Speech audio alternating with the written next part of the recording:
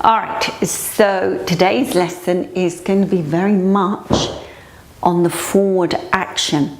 So we will start in Ardha Mukha Svanasana, but before you do, just take a look at the screen because there's a few actions that I'd like you to just observe here. We start with the basic pose. So see that you lift the frontal hip bones. Now this is very important. Why? Why would you want to lift your hip bones? So you have to question these different things in your body. Well, the hip bones, when they're lifted, they lift your legs into the body. And this is very important because the leg bone comes all the way up. Then you've got a femur head that inserts into the pelvis, and it inserts and then it sticks out here. So about there, should I say. And that area needs to have space. So you want to bring those legs all the way up into the body. And then we come up. Now, when you're here, this is another dimension, or I'd say it's dynamic energy. You don't just start physically adjusting. It's a very deep adjustment inside. You have to see that you lift from the base of the body all the way along the spine. So from the base, it's an internal lift. You've got to see that you zip into your body. And then we start to push on a physical level. And so we come into the physical. Now this doesn't come as a beginner, it's something you need to learn through time. This lifting action inside is absolutely so important for your yoga craft. I'd say it's a craft because you are sculpting your body in such a way that you're going to hold it up for a long time, we hope. All right, so off you go. Now I'm going to talk you through this a little bit. So can you all be just on your knees and on your palms? I want you to be in that position so that you're pressing down into the palm, you're flattening and opening the palm itself. You're lifting through the legs, you're opening the abdomen, and then you're going up into an upward direction. Now, once you're there, you've got to see that you lift between the anus and the perineum. You've got to lift that area right up into the body. Now, this is really important. When I say important, words cannot describe it. This is the action that you need to really adopt to support your spine through your life. Now, see if you can push the weight right back into the heels now. So it goes from the inside to the outside, from inside out. Push nicely. Now remember I said that your thigh bone comes right into the pelvic region and it hooks in there on the inside, and then it sort of kind of goes through and connects itself. Well, you've got to make space for that, and this lift, internal lift, will help you to do that. So I think you've probably had enough by now, so you can release and come down. So just take a moment or two when you're going up and down through these poses. You want to see that they're not quick actions because your head gets left behind.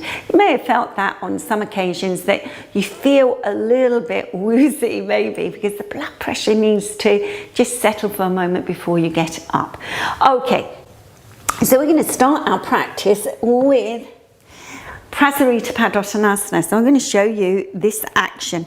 Now I've got the mats in this position, which is quite nice. They weren't actually placed by me. I think Karen had placed these mats really nicely, and they just suit this practice today. So I have to thank her for that. All right, so when we're in this Prasarita Padronasana, my hands are just on the front of the thighs. Now, same thing applies. Where is your internal lift? You can't just drop here. Can you see that whole area dropped? You can see my band going down to the floor. No way do we want that action. We want to see that we hold on to the pelvic rims here, and then we are going up inside. So you want to get that internal lift. So a lot of people really see this lift going up, and then they start to try to mimic it by tucking this area by tucking. No, the tuck-in has got to just be abandoned. Please abandon that action and see that you are really working deeply from outside in, and then it's an inward action and the shoulders roll back and down. Now you keep your hands onto the pelvic rims and you've got to see the leg work is there, pulling up strongly, inner thigh to outer thigh, and lift inside, coming into this action. Lifting inside, inside, and coming into the fold here. So you can see here that it is quite a strong fold. Now it doesn't matter. Please don't get all worried because your head's not touching the floor. Now there's several things you can do here. As you know, as intermediate practitioners, you can put a pile of foam pads here. That works wonders. Just play with it, but do not put your hands down. So that's the rule for this first pose. So you can pause the video and have a little go at this, because you want to see that you're still maintaining this lift inside. Even when I'm here, I'm lifting inside. Even when I'm here, I'm lifting inside. When I come here, it's stabilizing the sacral area. I'm lifting inside, inside. The inside action is coming, and it's got to keep on lifting inside into this action. Now you see here, it's quite strong action. So once you've had a play around with that, then we come to the next stage. Now we've done some of this work before, but this stage is slightly different. Now it does allow you to cheat a little bit, so I want you to be mindful that you're not cheating. And you'll see where the cheat will come. I'll show you. So we want to see, again, we're stamping down here with the legs, internal lift up. So you've got to get that internal lift. Be there, internal lift, internal lift, internal lift. And then we come forward, same thing, internal lift. Now I'm going to clasp here. Now some of you will say this is the objective of the action. This is what you're aiming to do. No, this just stabilizes and allows you to get an idea of coming forward. Every time these buttock bones peak up, they take a peak to the ceiling, you've got to see you lift inside. You lift inside, inside, inside. So that you pull, it gives you that little bit more work going on here. Resting the head, if you are able to, on your supports or chair or the floor, wherever you are. Don't lose that lift inside, because you need that lift as you come up. What am I going to do now? The easiest thing is to swing my buttocks back. I'm not going to do that. I'm going to lift all the way inside so I'm supported. Now you get the picture. So this support is your life support, your physical attention to your spine. And the thing is, we see all different shapes in the spine as we get older and the aging process starts. So we want to see that actually we keep the spine as good as we can for as long as we can. Because let's face it, we've only got 2 legs. It is challenging. Okay, so you've all had a go at that. So we're coming for Padmasana in 3 different ways again. Okay, so the floor is a bit uneven on this side, so I'll just stand here so hopefully you can see all right. Now the feet in this pose are just hip width apart, but if you are struggling, you can have your legs wide. This is no problem at all. So you want to see that you lift up nicely, keeping this action, and internally lift. Now it's harder because the legs aren't so wide, so you haven't got such a good traction with your feet here. It does change slightly. So strong in the legs, lifting up. Now what's really important with this pose is that we're understanding this lift of the femur heads up. So we want to get that lift. And a lot of people do, again, let me show you what a lot of people do. They think this is the action. And this is not the right thing, because how can you go forward from tucking the tailbone? So just try to work with it and come to your own conclusion about that, because, you know, as much as I'm saying these things, these different actions of the skeletal body work really, really well in my personal practice. So hopefully you understand them too. Roll your shoulders back and down and just be there for a moment. Okay, so the first action we're going to come to is to extend forward into an Uttanasana action. We come halfway, Ardha Uttanasana. Now I want to just drop my back, but I'm not going to. I'm going to push down into the legs, lift up through the center of the body, put my hands either on the floor or onto bricks. That's the first stage. It's a really strong action. So we want to see that we're coming into this pose and gradually understanding it as we unfold it. Okay, and then coming up. So we've got this understanding that to hinge forward, there's a lot of internal understanding to be had there. Okay, so this time we come for the pose holding on to the big toes. So let's have a go at this one. So as we come forward, we're going to come forward. We're going to start with stage 1. Stage 2 is 2 fingers and thumb. Stage 2. Now this is a cheap pose sometimes because we tend to drop again. So we want to lift the backs of the legs, try and get that internal lift. And then see how much can you lift through the legs to come into your fold. So we don't have to be folding our bodies in half completely, but just see that you are able to come into somewhere in the pose, any amount. Any amount.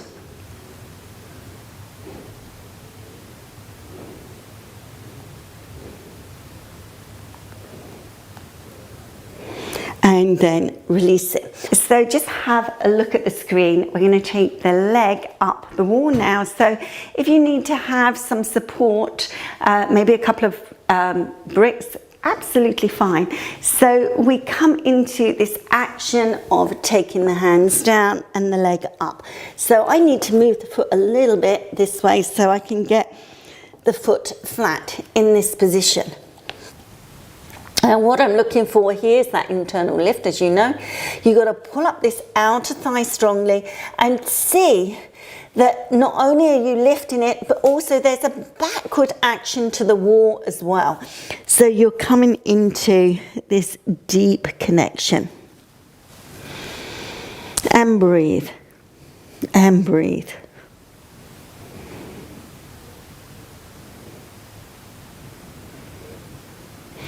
Okay, so come on then, let's have a go.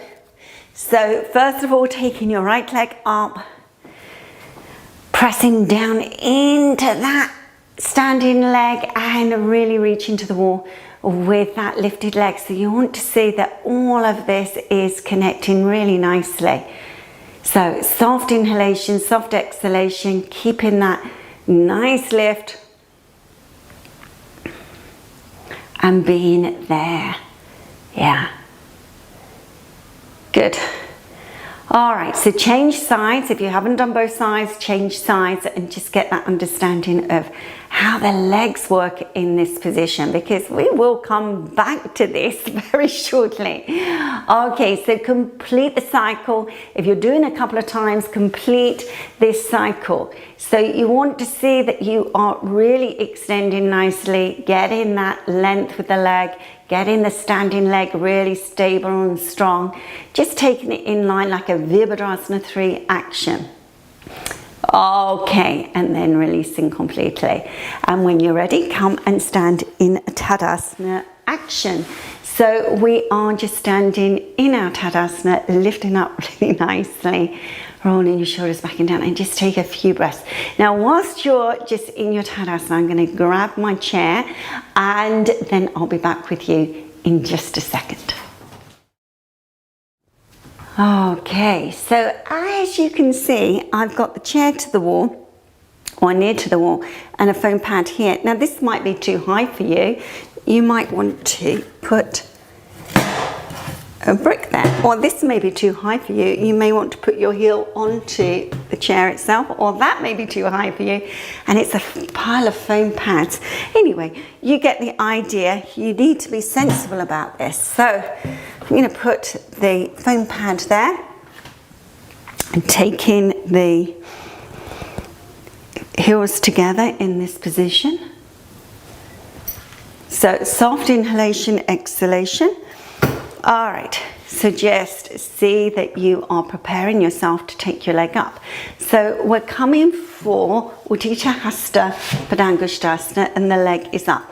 Now, what tends to happen with this leg is there's a loose circuit at the knee for most people. This is a little bit hyperextended, not very much, but just mildly. So I want to say, no way. Are you doing that with the knee? So I want to see that the rest of the body is working really nicely and that the knee is not overtaking the action, because as soon as that drops down, nothing happens in the thigh. So you want to see that this outer thigh pulls back really strongly, the abdomen draws towards the spine side, and we come into this action and hold.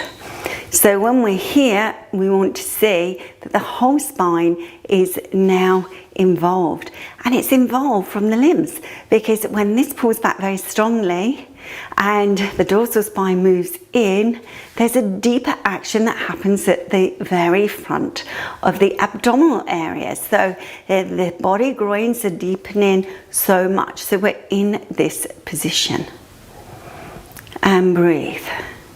So you want to see that the reason why you're doing this pose is to get access to your spine. Get that access to your spine. Now I'm going to see, can I lift up and almost take the top of the chest right up towards the ceiling. You can see that's a very, very strong action. So you get the idea that it's not just about stretching your hamstrings. It's absolutely so much more than that. So let's do the other side now. So off we go, reaching up, placing the belt around, and then again, you want to see, you may have much better support. If you're quite compact in your muscle, then you will have quite a lot of support. You'll be very steady in this pose, not necessarily flexible. So we want to get a balance between the flexibility and support, really. So see that you are hooking back this outer hip area and lifting up. Dorsal spine moving in very strongly. Dorsal spine in. Dorsal spine in. Dorsal spine in. Dorsal spine in. So you may find that one part of your dorsal spine moves in more than the other. So equally, dorsal spine in. Collect the skin across the shoulder blades and move it up towards the back of the head. Shoulder blades go down, of course, we know that. All right, so go up. Now remember that last action that we did. You want to soften your elbows and take your top chest right up towards the ceiling, as if you're coming into like a Utthasana action. Get that connection. Connect.